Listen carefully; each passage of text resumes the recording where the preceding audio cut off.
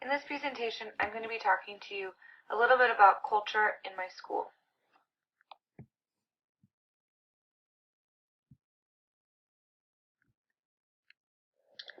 School culture has to do with established routines and procedures that everyone in the school follows automatically, and they support meeting goals and success in the classroom or in school. I'm fortunate enough to have a really well-established culture in my school with processes and routines that are successful to create a healthy culture. We also have some that are unsuccessful and some that I feel like we need to support more learning and meet my goals in my classroom. One successful process that we have in my school are established teacher duties. These are duties that help monitor student behavior during arrival and dismissals. Teachers have responsibilities for specific tasks to ensure safety during the arrival and dismissal of students.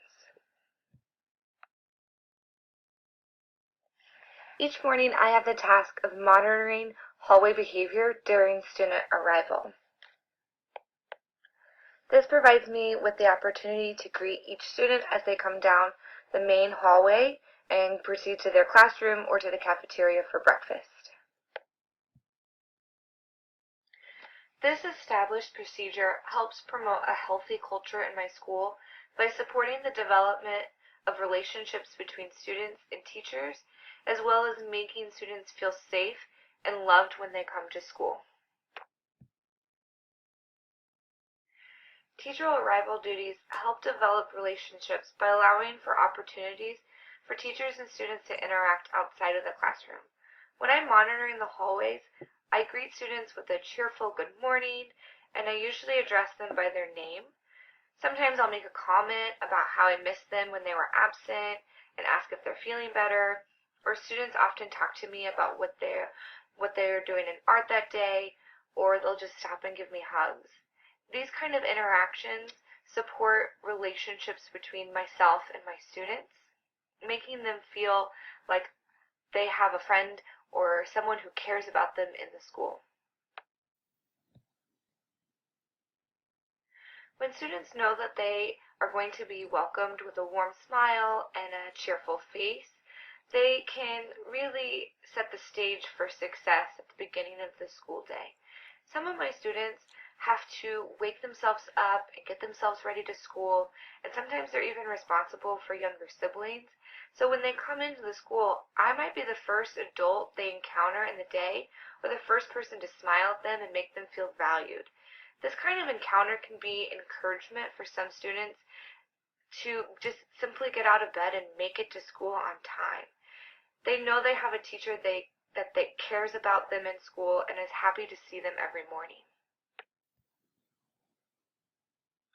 While established morning arrival procedures are a success in my school, I feel that our professional development process is not a success. This isn't a classroom routine or process, but I feel professional development has a big role in the culture of our school and district.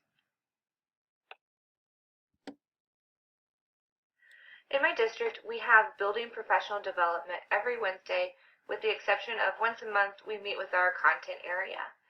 My building has grown in the successful implementation of professional development in such a way that as an art teacher, I feel most of what we discuss can be applied to my classroom in some way. In the past, many of these meetings I've attended had absolutely nothing to do with my content. It would not support my growth in teaching the art curriculum in the elementary level. And to sit in on these meetings that didn't support my growth and learning can be very frustrating. And while my school has grown in this, I know that in my district there are many special teachers that are in this situation every week where they're in these meetings that have nothing to do with their content and don't support their growth. Another part of our professional development that I feel is unsuccessful is our content meetings. Once a month, all of our elementary art teachers meet, and they're presented with whatever the district lays out for us that they want implemented into the art curriculum. And it always seems to be the same thing. unpacking standards, and writing scales. This leaves specialist teachers frustrated with the content of these meetings, and many feel it would be more beneficial to learn more content-specific strategies for teaching things such as creativity and problem solving. We feel that those might be a better use of our time. While I realize the district and my building have goals they're trying to reach, and professional development is one of the ways they can reach those goals, however, I feel there should be a change in the way professional development is implemented.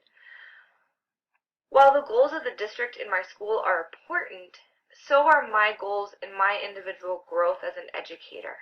I would love to see a more balanced approach that would serve both the district goals as well as my individual teaching goals for the instruction and curriculum that I teach. I can imagine district-led professional development with the addition of an a la carte type of sessions that address more specific needs that teachers might have. Some of those sessions can include strategies for incorporating technology, classroom management, more content-specific issues, STEAM or project-based learning, and many more. These could be in the form of face-to-face sessions, as well as Skype, Adobe Connect, or kind of a webinar approach. I feel many teachers would prefer a more individual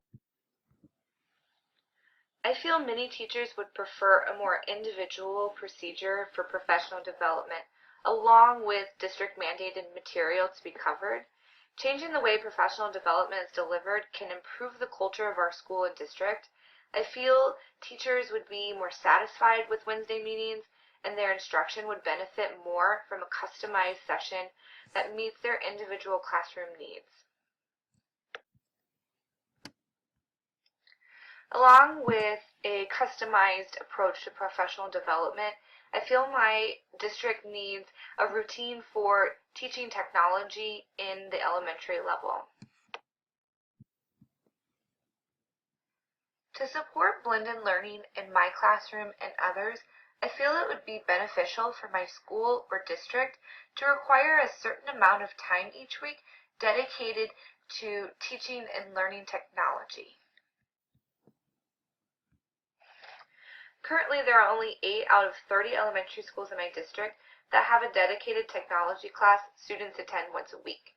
I realize that budget restrictions are an issue schools face, and it's up to the individual school if they want to spend their money on a technology teacher. I feel with the push of technology in my district, it's essential to support students' development of technology skills by providing a class to teach those skills.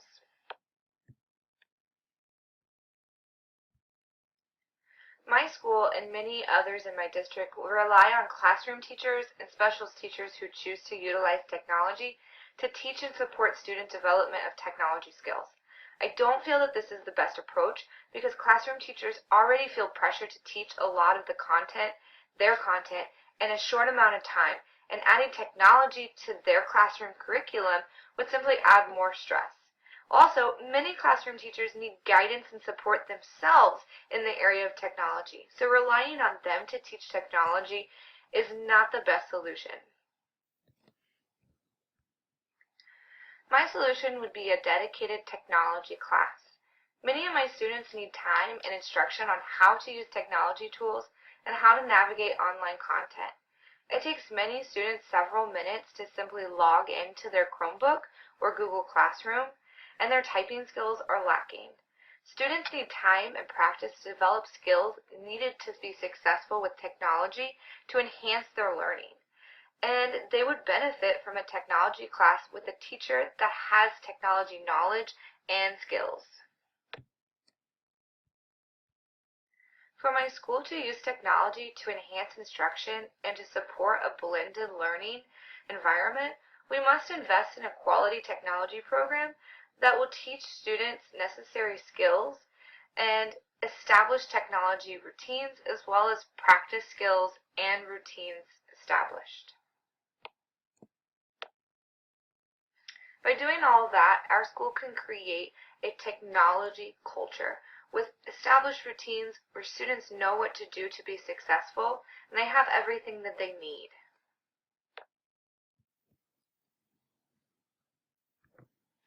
As you can see, my school and my district has some successful routines and procedures that created a positive culture in our school, but there's also areas that need improvement.